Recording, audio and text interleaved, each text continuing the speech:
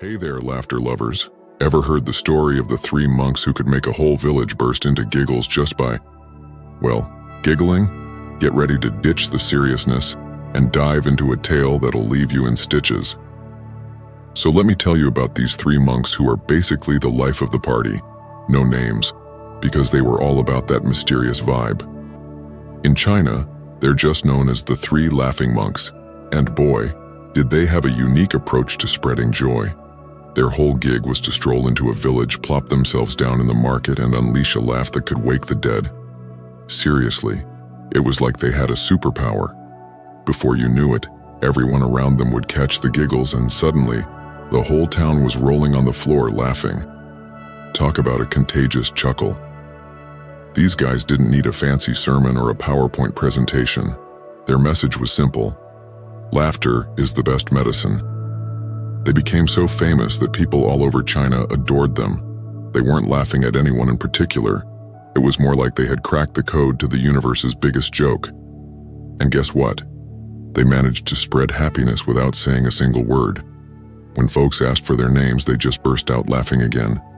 So naturally, they became known as the three laughing monks.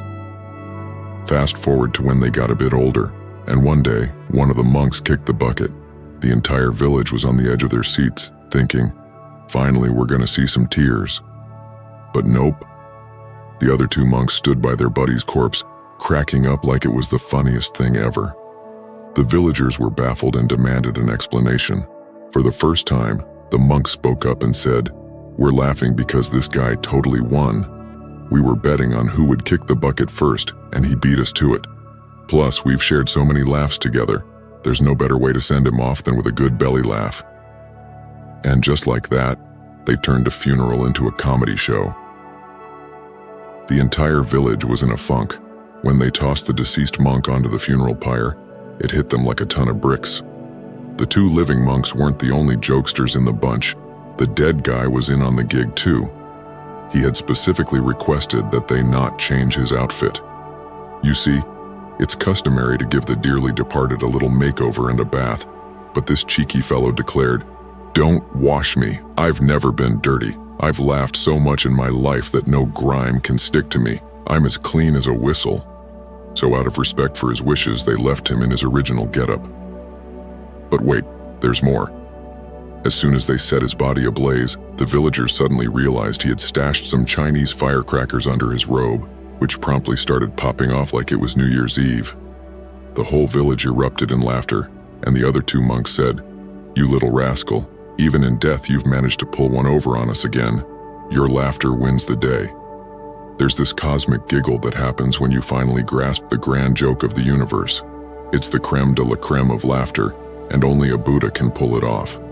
These three monks, they were probably three Buddhas in disguise. But hey, if you can manage to chuckle at yourself, that's also a worthy pursuit. Just steer clear of laughing at others. That's just plain mean and messy. So if you're itching to laugh, make sure it's at your own expense. Aside from humans, no other creature can crack a smile or let out a chuckle. So laughter is like the cherry on top of the evolutionary sundae. But there's a deep reason behind all that giggling. You see, boredom and laughter are like two sides of the same coin. Total opposites that just can't help but hang out together. And guess who's the only animal that gets bored? Yep, you guessed it, us humans. Boredom is basically our badge of honor. Just look at dogs and cats. They're living their best lives without a care in the world. Meanwhile, we humans are stuck in the quicksand of boredom. The smarter you are, the more likely you are to be bored. It's a real brain teaser. That's why those primitive folks seem so much happier. They've got nothing, yet they're living life to the fullest. Bertrand Russell was green with envy when he met some of these tribes. They were so blissfully happy, completely free from the shackles of boredom. Sure, they might have been poor and wearing barely anything, but they weren't bored at all. Meanwhile, in bustling cities like Bombay, New York, and London, everyone's yawning and checking their watches. The smarter and more civilized we get, the more boredom creeps in. The moment someone starts pondering, what's the meaning of life? Boredom swoops in like a ninja because, let's face it, There's really no grand meaning to anything. Ask that question, and suddenly everything feels pointless, leading straight to boredomville. Animals, trees, and even rocks don't sit around wondering about life's purpose. They just chill and accept things as they are. No boredom for them. But us? We're practically experts in the art of boredom. Luckily, laughter is our secret weapon against it. You simply can't survive without a good laugh. It's the ultimate boredom buster. I bet you chuckled reading this. Keep this little nugget of wisdom handy to lighten up your friends and family whenever they get too serious. Hit that subscribe button for a weekly dose of giggles. So, the next time you're feeling bogged down by the weight of the world, remember the 3 laughing monks and their infectious joy.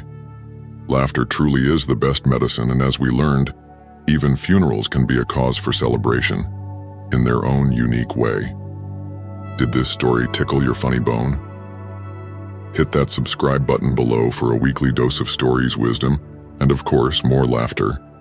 And don't forget to share this video with 3 friends who could use a good chuckle. Spread the joy, just like the monks.